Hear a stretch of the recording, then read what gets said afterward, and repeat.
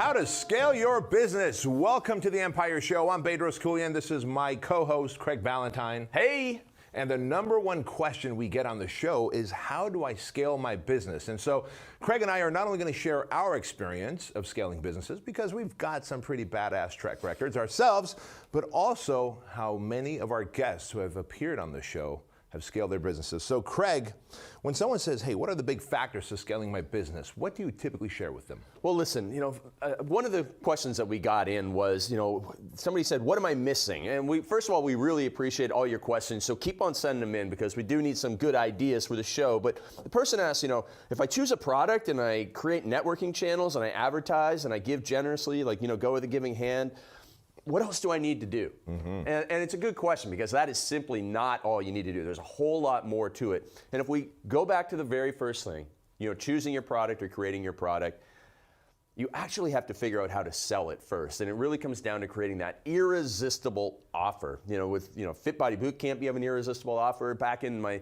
fitness days with my home workout revolution, I had an irresistible offer. And so, what are some of your ideas for helping somebody come up with that irresistible offer? Yeah, that's a really good question. So typically, when you're going to come up with an irresistible offer, you might want to do what Tom Bilyeu did, right?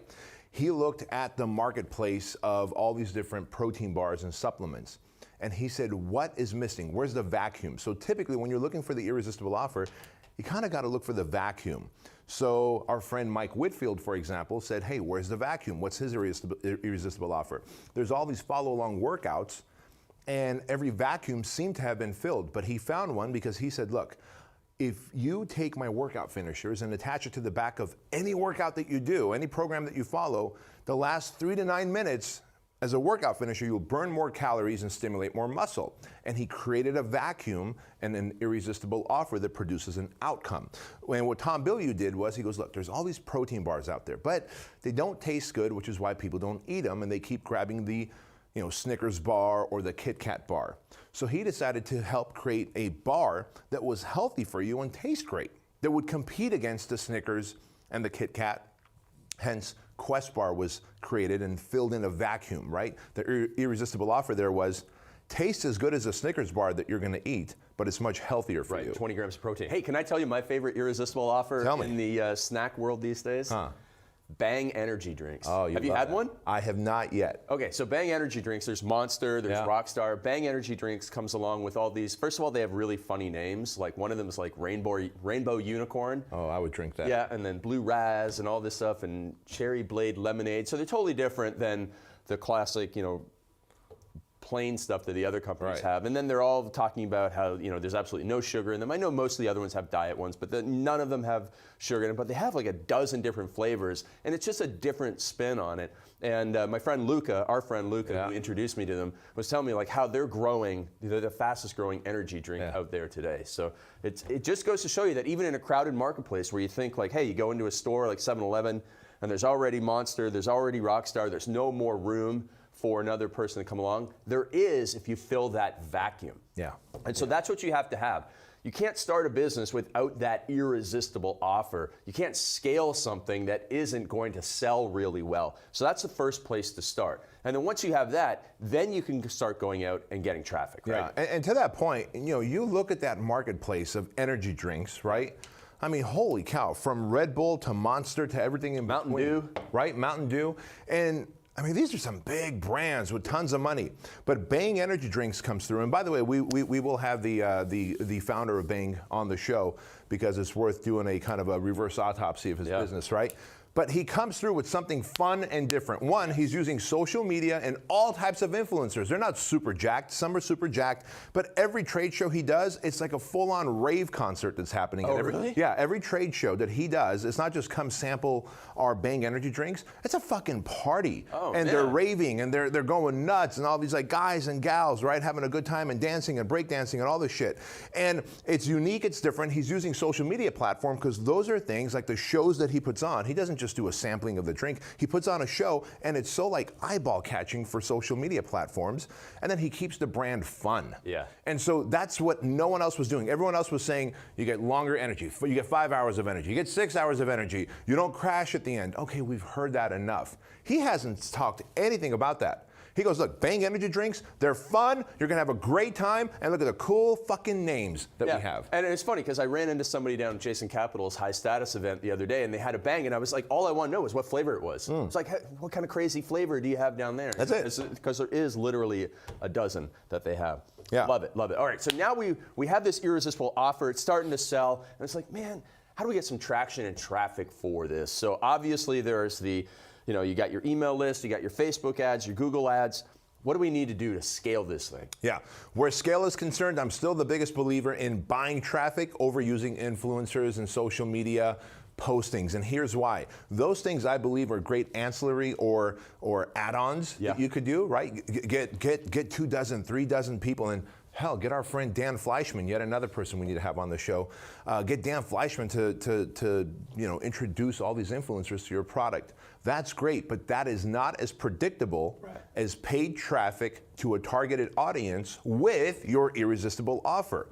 And so where paid traffic is concerned, remember, you may not have the email list, but somewhere somebody already has your customers. So what publication, what apparel shop, what newsletter list, what supplement company already has your customers, and are you willing to pay them to do an email drop? Are you willing to pay Facebook and Instagram and YouTube and Google to do pay-per-click ad campaigns?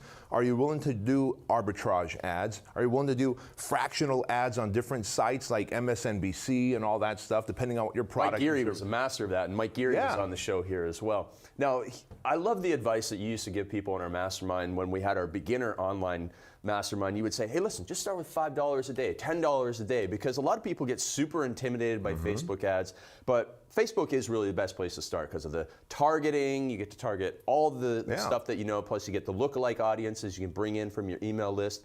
So is there anything else you would add to that advice that you gave years ago to just get started with $5 or $10 a day? Yeah, I mean, it would still be start with $5 or $10 a day. Obviously, one of the biggest things you want to do with most of the products, whether it's apparel, supplements, ebooks, a franchise even, right? Yep. What do? We want to retarget to the people who've already visited your page. Traffic's already coming to your page. Odds are they're not going to convert the first time. So you can take that audience and retarget to them by putting a pixel from Facebook and Google. Those 2 platforms alone, if you run Facebook campaigns and Google pay-per-click campaigns, you've now got Google pay-per-click search, you've got YouTube, you've got Instagram and Facebook, the 4 big platforms on the internet covered. Yeah. And how awesome is that?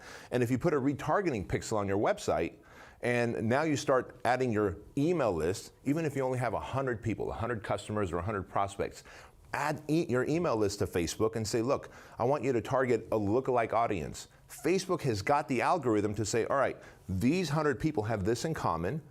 Here's 1.8 million more just like them that might be interested in buying your product or service.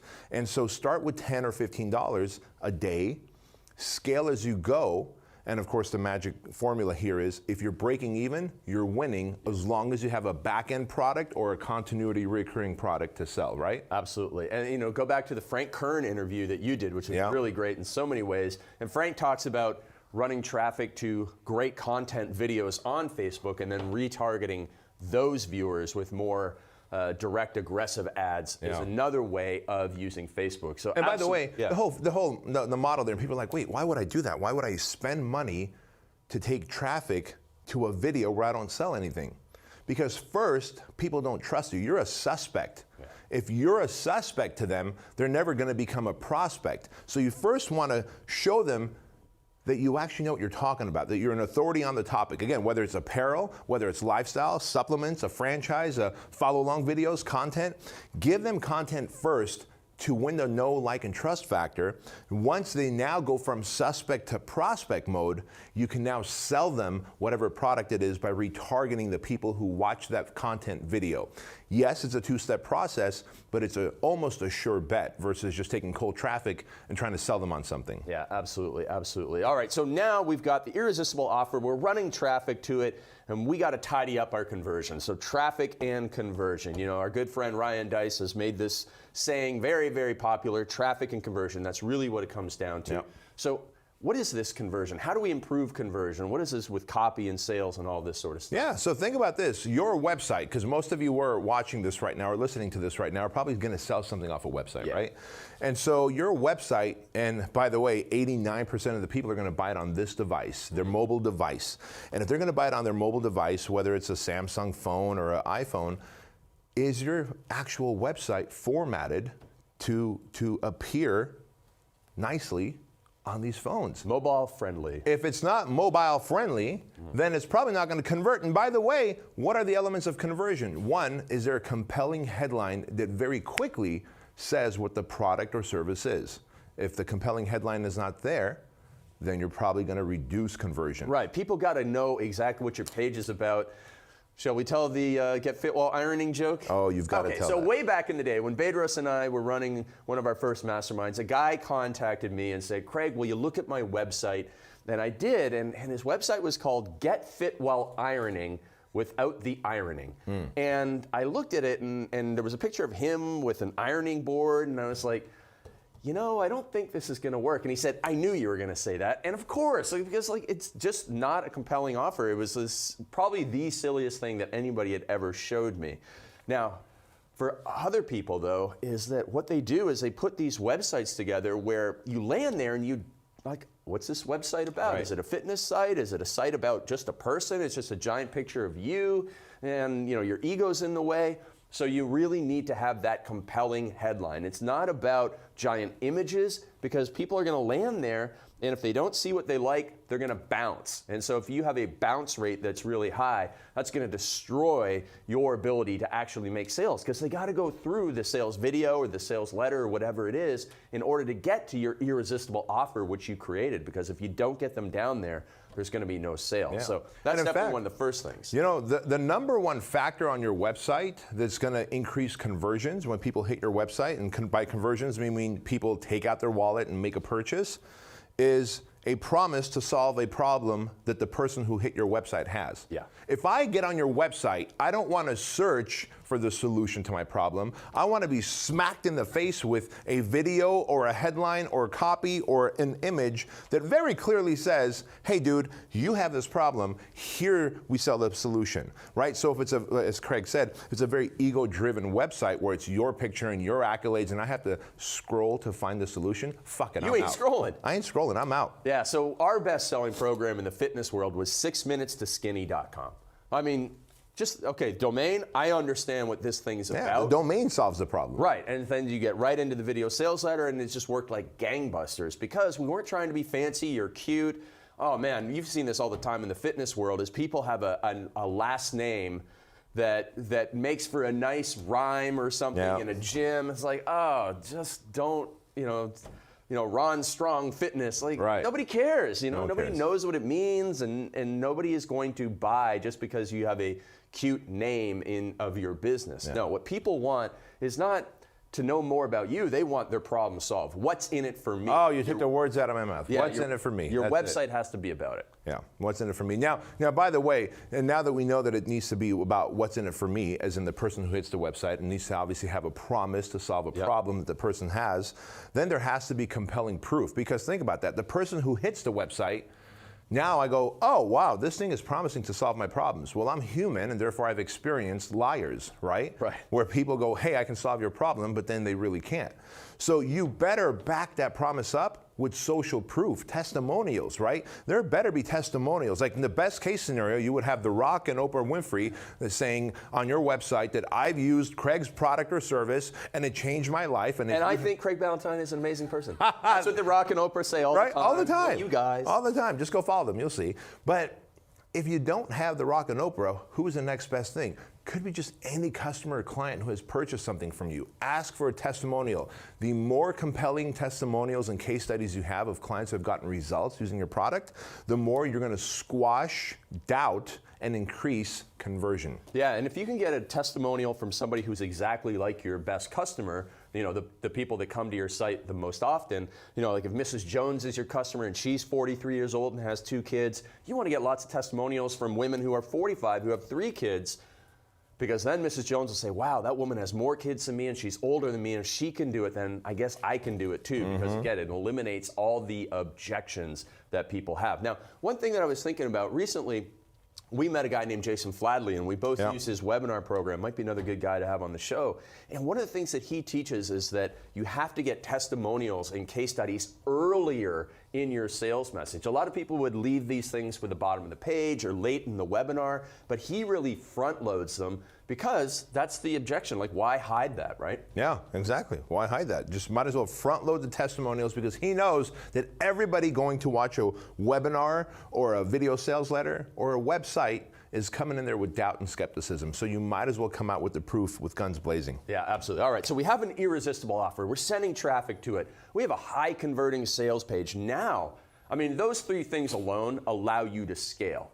But if you want to keep your business sustainable, you have to have systems in place to deliver the service, to make sure the customers are happy. And if you're in a recurring revenue business, you have to have systems in place to maintain those customers. Otherwise, you're leaking all the customers out, as many as you're bringing in, and you're not making profit. So systems, I mean, here at Fit Body Bootcamp, 800, almost 1,000 locations. You have all these people. What are the real integral systems to making this machine continue to run? Yeah. So, I mean, where a franchise is concerned, I mean, you think about someone's paying us over $30,000 to buy into the Fit Body Bootcamp franchise model, then they're going to go sign a lease, right? They're paying us monthly franchise royalties. They're going to have to build out that location that they signed for. So there's a lot of financial commitment. So they're buying it with the idea that, all right, there's almost 800 locations that are rocking and rolling. I want to be 801 or 802.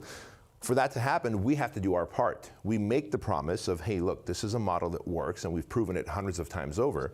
But then we hold their hand where the system is concerned when that prospect, the franchisee, is handed over from the sales department into our operations department.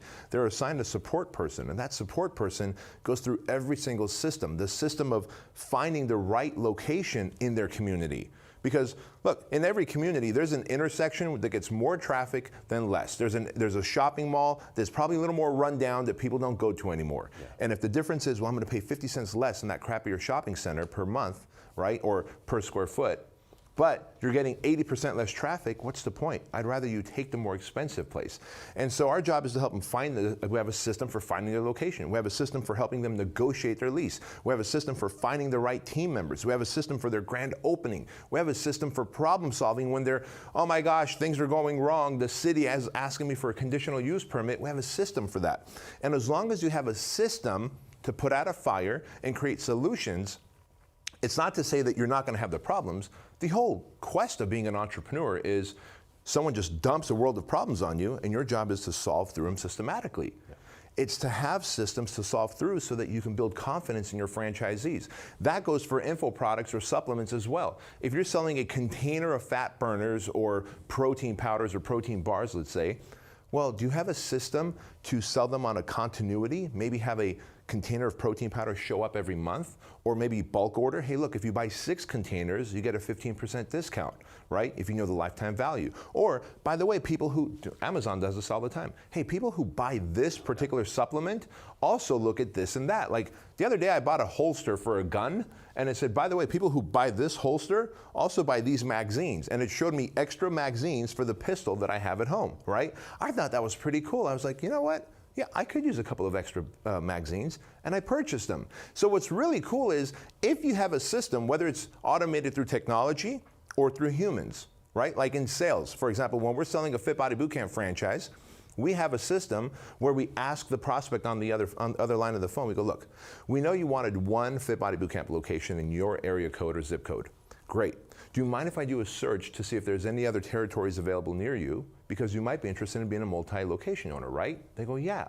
So we've got that system to upsell them into multiple locations if they're interested, so that someone else doesn't come in the future and take those territories from them, right? But everything has to be systems driven, whether it's an upsell or continuity on your website, or even you know that if someone buys this particular 6 minutes to skinny and then they take all 3 upsells that you have in your funnel, that might be the trigger to motivate a sales guy to call and go, hey, look, Craig is going to have a 2-day retreat in Tampa, Florida.